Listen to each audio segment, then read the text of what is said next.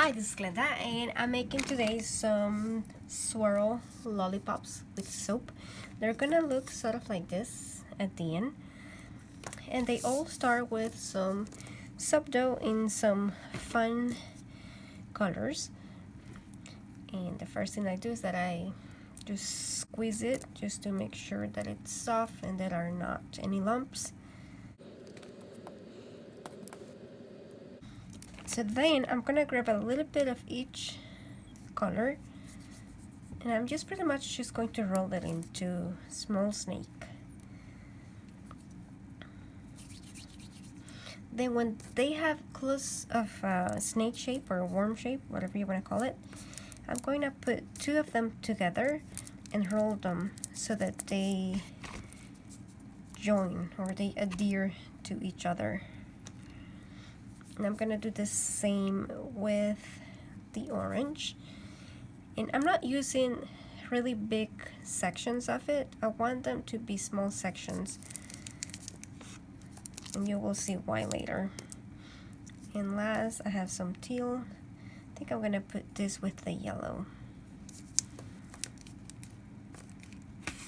Alright, so you are going to have a long worm that has most of the colors, and then you just want to pretty much just roll it.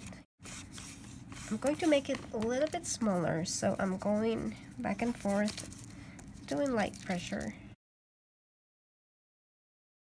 Okay,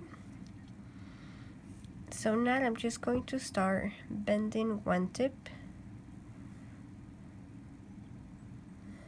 and this rolling is why it's important to have short colors initially, because if it was a long color, then the whole lollipop will be just the one color.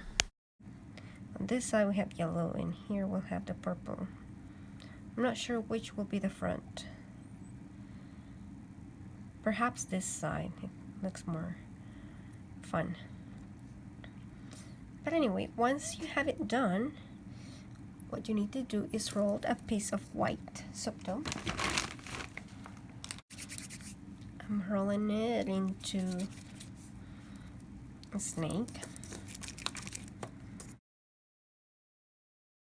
Alright, so once you have your snake to the width that you want it to be, grab a little bit of water to make it adhere if your soap dough has dried some, and just pass it along on the top.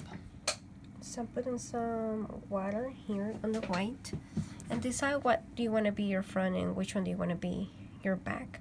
I think I'll have this be my front. So on the back, I'm just going to press this lightly. Then I'm going to turn it around, and I'm going to cut this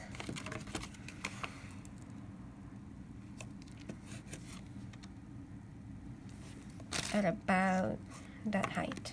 Now I'm just going to let them cure. Once they have cured for about a week or so, they will feel a lot hotter, and then pretty much all I need to do is just dip them into clear melting pot to give them this a shine. This is totally optional, and you could just leave them like this. So here I have the clear melting pot. Just going to spray to disperse the bubbles, and I'm pretty much just dipping them on one edge, letting them drip as much as possible, and then just laying them on the side. It's pretty much like when you coat strawberries with chocolate or any other cookie or whatever that you dip in chocolate. You melt it first, and then you just dip, and then I'm just gonna let this become hard, and that will be it.